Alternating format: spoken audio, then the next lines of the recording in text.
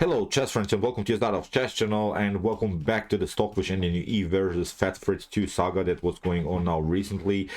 I have to get back to the subject. I think it's a very important subject, and maybe some of you misunderstood me recently. Maybe some of you have misunderstood my whole channel. I said, and I'm repeating myself again, these games that I analyze, the Stockfish and NE games, the Lila C0 games, the Fat Fritz 2 games, I don't use them in order to show you that I know anything about AI technology. I have one really great friend, he's my best friend, and he's really the computer expert, and he told me that I should never act that I knew something about AI technology because I simply don't know. I am simply no computer expert, and I really want you to know that. I am simply a chess player. I'm a police officer. I'm a father of two kids. I don't know anything about AI technology. I only analyze these games because I'm building myself a database of chess games, which I then write down. I sort them out. I'm trying to have really nice opening preparation against every opening, and that's why I use the last elements that the AI technology is showing us, that the engines are showing us. As I said, maybe you will be disappointed with me, but that's simply my style. I'm not an AI specialist. I've mentioned it many times on my channel. Maybe you will be disappointed with that fact, but that's simply it. As I said, if you're maybe more into this AI technology, you should search some other ideas. As I said, I'm not a computer expert. I'm just a chess coach. I'm a police officer. As I said, I'm a father of two kids, and I don't know anything about that because I just only use these games in order to analyze some new materials, in order to find good attacking possibilities against particular openings. I think you should really understand that. It's very important for me because I'm never acted that I know anything about it, and this saga basically began because many of you have written to me that this Fat Fritz 2 is using the Stockfish code, and here I wanted to show a couple of comments on that subject. For instance, many of you have written that the Stockfish engineers have claimed that the Fat Fritz 2 is using, of course, the Stockfish code. But then I have also some subjects like one of my followers said Stockfish and Komodo used NNU technology belonging to Alpha Zero and Lila C0. So as I said, I'm not really into this, and I really don't know who is copying whom. As I said, I don't know what's going on behind the scenes, and I mentioned it many times, and I mentioned it again. I simply don't know what's going on, and I don't act that I don't that I do know. So maybe this. Chess base is copying Stockfish, maybe it's not, but I cannot just rush into things and say on my channel chess base copied Stockfish. So I cannot do that because I don't have all the facts. I just use, as I said, these games in order to have a good chess preparation. My channel is all about chess. I have to say it again because it's very important for me, for you to understand what's the style of my chess, what it's all about. So as I said, I cannot just rush it. Really, I cannot do that. I cannot just jump and say chess base is using Stockfish sources, or Stockfish is using, I don't know, the net from Lila C0 or similar ideas, because I'm simply not into it, and I simply don't know. And also who knows who is copying everyone, because the engineers only know, and I don't think even that maybe the chat space would allow them to be a scam. I'm not sure. As I said, I bought many Fritz engines, Fritz DVDs when I was younger. My father bought also many Fritz versions, so I used to study chess on Fritz. Then I studied then afterwards on Stockfish. So it's of course a competition between these developers, between engineers. But as I said, I just cannot rush into conclusions without all of the facts, and only the engineers of Stockfish and only the engineers of Fat Fritz 2 can know the truth. As I said, I'm not mixing that up. My channels, I'm repeating myself again, all about chess. So I just wanted to improve myself from the last video. I wanted to show you now a great gameplay by Stockfish and NUE against Fat Fritz 2. It was a winning game by Stockfish. Maybe I'll calm down now, my viewers. As I said, please calm down, because as I said, I want simply to leave them to battle these things out. Our channel is simply about chess. I'm maybe disappointing you because, as I said, I'm simply not so good when it comes to this technology. I have my friend when I need some advice about computers, when I need some advice about what to buy, which computer to buy, I ask simply him. I don't act that I really know anything about it. So let's check out now one game. I think it was a really incredible game. It was in the Benoni, and as I said, these things that I analyze here, I only use, for instance, I make it like this. I use how to play against the Benoni. Then I sort at home these videos out. So here it's a game played with white pieces, how to beat, for instance, the Benoni defense. So then I sort them out because I wanted to have a great database of maybe 1,000, 2,000 games.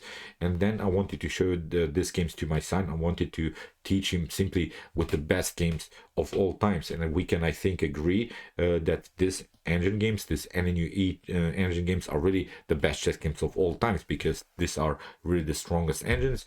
And that's why I decided to cover many of them, to analyze many of them, and of course to show you many of them, because this is simply the top of chess. So let's check out that one game. Here d4 played by Stockfish and NNUE, knight to f6, c4 by Fat Fritz 2. We have c5, the Benoni, d5, e6, we have knight to c3, we have e takes d5, still common theory.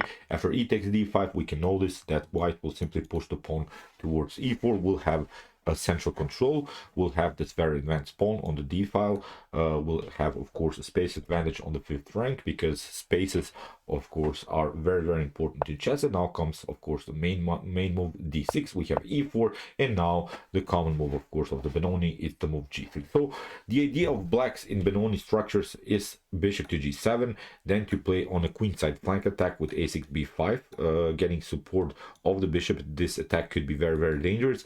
What white is trying to do is in some occasions to move f4 and then to break through the position with the move e5. But this is very hard because black will build a blockade with moves as knight to d7, will try to block out this potential e5 pawn breakthrough, will try to keep the position around the square e5 compact. And many times in the Benoni games you see simply a very powerful blockade around the square e5. If white breaks through with the move e5 with tempos, with attacking ideas, then I think black could be in serious trouble. But if black manages to fix the position around the square e5 and then maybe to create some kind of flank attack on the queen side, then black is better. So these are the common strategies of the Benoni. We have now f4. We have the so-called pawn storm variation. I think it's a very cool line to beat the Benoni, because we already threatening e5. We can immediately in some occasions play the move e5. Of course we have to first castle, we have to secure the king. Here the move bishop to g7 was played by Fat Fritz 2, and now we have bishop to g4. This idea is simply to block a little bit black's progress, so to stop a little bit black development, because whatever you do, if you put the knight, still e5 could be a possibility, because this knight would be pinned, and still after move e5 this knight would be endangered. So that's why here after move bishop to b5, Fat Fritz 2 tried knight from f to d7, and now we have bishop to e2. So you see how Stockfish and NNUE plays the game, threatens something and then retreats with the bishop. But we can notice that still Stockfish and NNUE has developed a piece. So now this setup, of course, knight to b8, knight to d7, bishop on c8, the queen still on the starting square is not good. The only piece that black has developed is of course the dark square bishop. So here queen to h4 was played, g3. So this line has been played in chess history.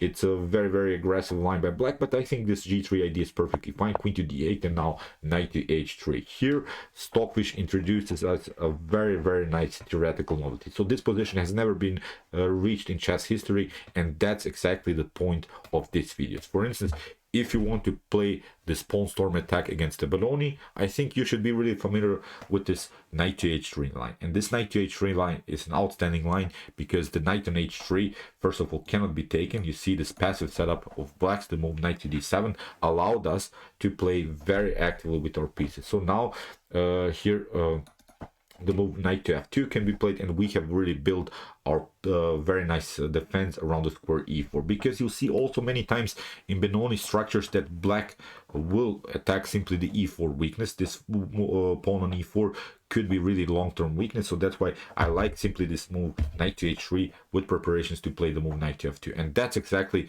what all about this, as I said, this top engine games. This line, for instance, you can memorize, you can use, you can surprise your opponents. This line maybe even you can play in top grandmaster level. So if you have troubles maybe against the Benoni, this is a perfect line, because after knight to f2 Calvin can be played. Still, we haven't lost our bishop's activity. This bishop can be also very dangerous. We can play f5, e5 still is a great possibility. So as I said, this is simply what is all about on my YouTube chess channel. So here Calvin also rook to e8. We have knight to f2, very important move, because there is maybe a positional threat. Bishop takes c3, then rook takes e4. So you see this knight on f2 and the knight on c3 building are building really this compact setup around the square e4 are protecting this. And we have, of course, this space advantage. We have to notice that from white perspective, it's a very nice setup. We want to, of course, support somehow the position and play the move e5.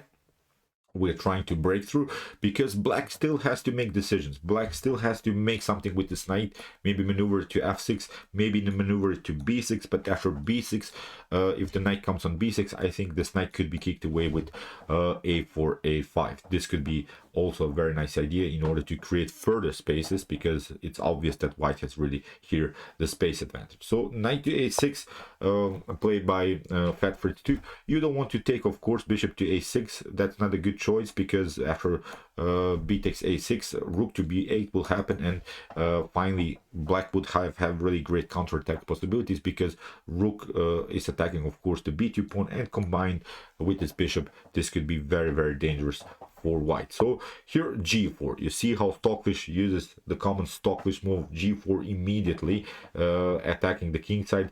Of course, e5 is not a possibility, but we can use now our space advantage on the king side and simply attack the position. Bishop to d4, g5, very important move. If you try f5 to break the position there, then you're leaving also a very, very nice square for black's knight. So you have to take care of that in Benoni structures.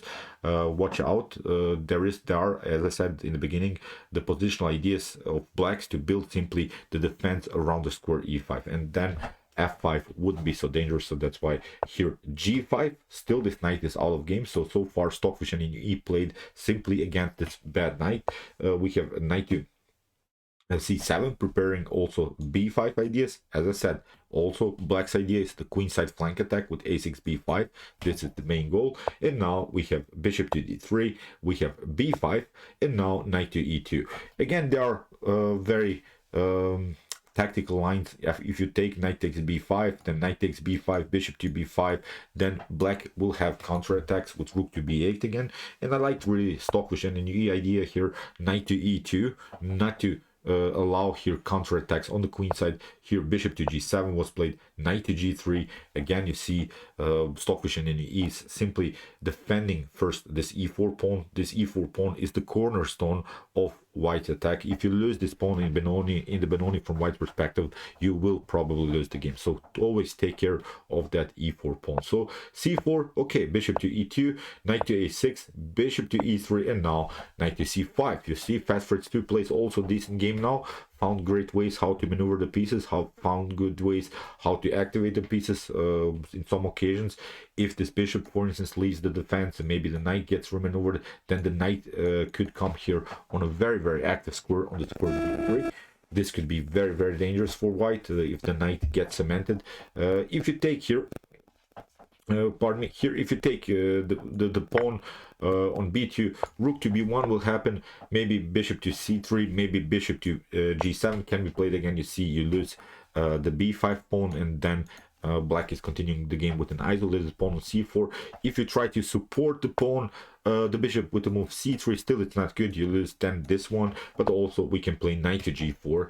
It's very, very dangerous after something like queen to c7, queen to c2. Here, if you try to advance the pawn, to not lose the pawn, then e5, e5, e5, e5. e5 is the move that we're searching against the Benoni, and now it's possible because you see in this particular line, the bishop is locked by its own pawn, and now after d takes e5, we have d takes e5, but you cannot actually take because then you get the fork here on f6.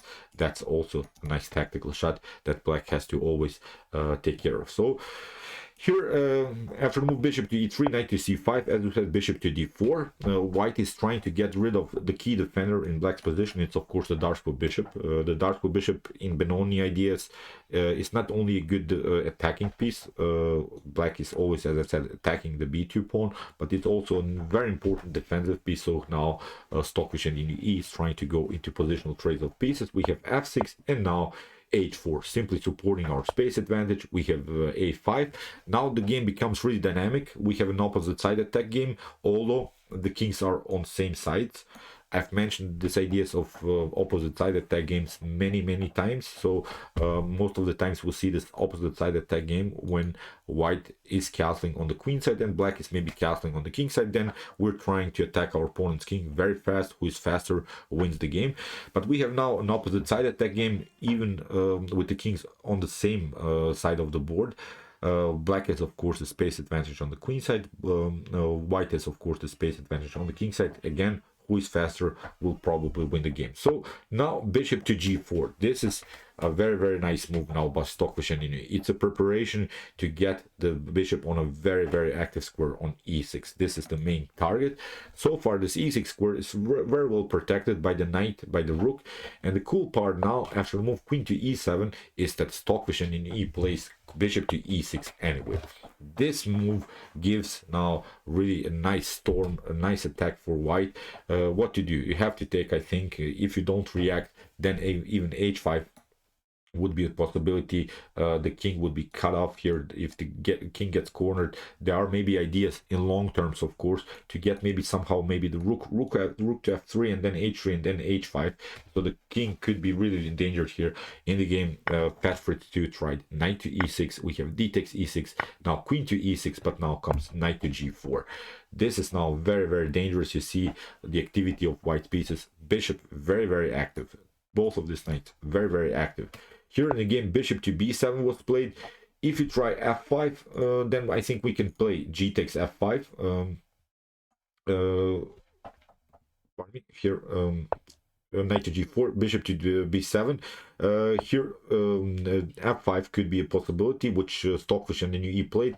But my goal was here after f takes g5. That was the suggested line by the engine at my computer at home. Here, f5. This is the tricky part of this setup, which I think black has always to take care of, because these are mobile pawns. Although you will lose some pawns, but the activity of white pieces gives here, I think, white a comfortable game. After bishop to d4, queen to d4, again you can maybe take, but now after e takes f5, maybe queen to d4. But again comes a similar idea, queen to e5, and if you take out with the knight, then you get again this fork on f6. If you take with the pawn, then again this is a mobile pawn. H takes g5 could happen. These are again two mobile pawns supported by the knight, and this could be again very dangerous. So we can even attack rook to d1, rook to e1. These two mobile pawns are very dangerous. So after the move knight to g4, here bishop to b7 was played, and now f5 by Stockfish and Benoni. We have g takes f5, rook to f5. You see, very tricky stuff. Even e takes f5 is a possibility, because after queen to d5 we can still protect this position. This wasn't played in the game, but still you can play rook to f2, protecting of course your g2 square. The h1 square is protected by the knight anyway, so it's not a bad choice. Also here again, white has a decent game, because white has here the 3 versus 2 situation on the king side. White has this pawn storm on the king side, and it's again a very dangerous position. But Stockfish and Benoni plays here a very nice move, rook to f5. You'll see how this rook comes very active into the game. Here bishop to e4 was played, rook to f4 attacking the bishop, and now here bishop to g6. If you try f5 to support the bishop, then bishop to g7, king to g7, queen to d4. If you try again to lock the dark squares, then knight to h6 is very dangerous. We're attacking now this pawn 3 times with the support of the rook. Rook to f1 would be also a possibility.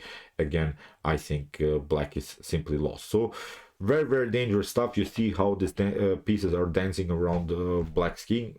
After the move rook to f4, we have bishop to g6, and now simply g takes f6. We have h5, but now queen to f3, supporting our pawn. If you try to take, here h takes g4, then rook to g4 will happen. You see both of these pieces are on the same file. You can move one, but you lose then the other bishop. So it's again a bad game here for Fat Fritz 2. Bishop to f6, for instance, leads to rook to g6, and it's simply game over. Where to go with your king? Here, if you try on the f file, then this rook will come into the game. If you try on the h file, then you get checkmated with queen to h5. Again, very, very dangerous stuff. So queen to f3, we have rook to d8, rook to f1, supporting our f6 pawn in the game. We have knight to d4, bishop to d4. We have bishop d5, d takes e5, and now f7. Look at this pawn. This pawn is marching on, creates the fork against the king and the rook here. King to f8, king to h8 was played, rook to f6, attacking the queen. H takes g4, but now first, of course, we take rook takes rook takes e6, g takes f3, but now we can take out this rook after trades of pieces. Here, rook to f3. We have reached now an endgame in which Stockfish and E has 2 rooks for a bishop and a rook, and the knight against this bishop. So still black is 1 pawn up, but the activity, again, simply the activity is now something that you have to notice here for white. White has now a very, very nice attack. This knight could come on e4, this knight can come on f5, on really nice squares on the board. Here e4 was played, knight to e4. Black is desperately trying to liberate some pieces. The problem is now you cannot take this one. That's not the possibility, because you get rook to f8 and you lose simply the bishop. So very nice tactics here by Stockfish. And in knight to e4, we have b4, rook to g3, bishop to f7. Here we can hide again, bishop to d5, but now rook to g6.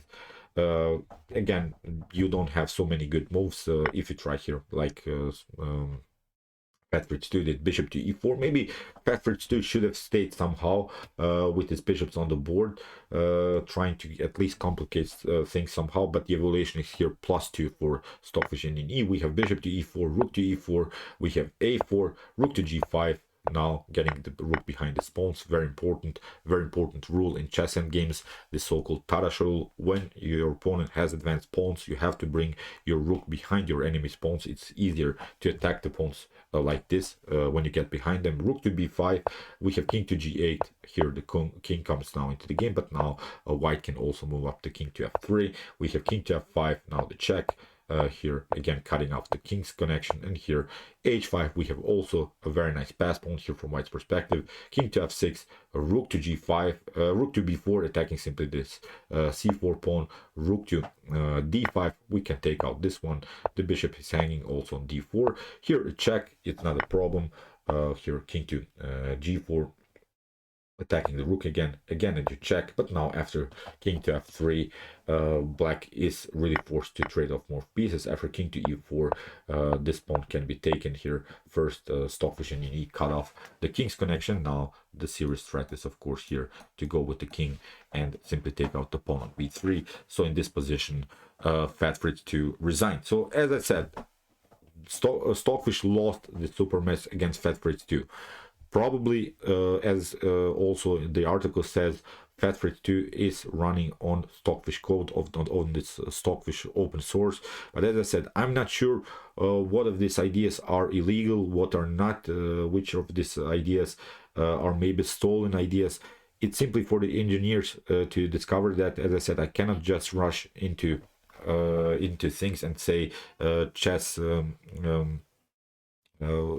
bomb stole the idea of Stockfish and E, because it seems to me that every of this engine is a combination of simply other engines, maybe with some similar neural networks. As I said, it seems to me that the scam is all over this chess engine world. And as I said, I cannot be really simply the judge of that. I hope you can understand, because for instance, these are very, very important games. This is simply, that's my channel. My channel is all about, and I hope you can understand that.